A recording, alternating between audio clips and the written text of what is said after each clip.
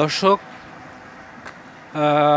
আজকে আমি আপনাদের যে জায়গাটা আর কি দেখাবো, এটা আমার বাড়ির পাশের একটা জোরামের তল নামে জায়গা। এই জায়গাটির নাম হচ্ছে জোরামের তল। আর এখানে নির্মাণাধীন একটা মসজিদ, সেই জোরামের তলের পাশে নির্মাণাধীন একটা মসজিদ দেখতে পাচ্ছেন, এটি কাজ চলতেছে।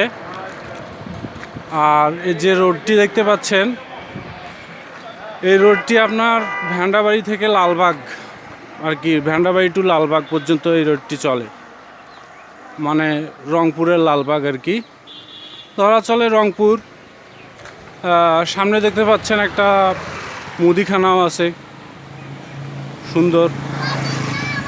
আর এই দিকের অংশটা তো ফাঁকাই দেখতে পাচ্ছেন।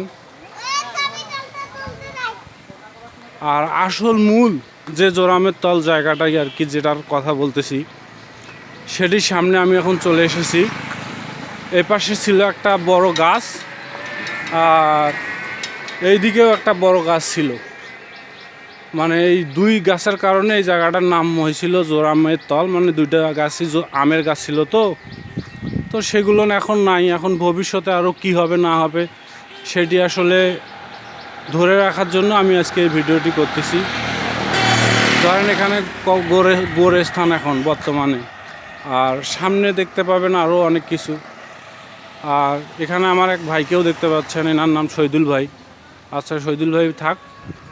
আর এদিকেও দেখতে পাচ্ছেন আপনারা দেখতে পাচ্ছেন এদিকেও মার্কেট।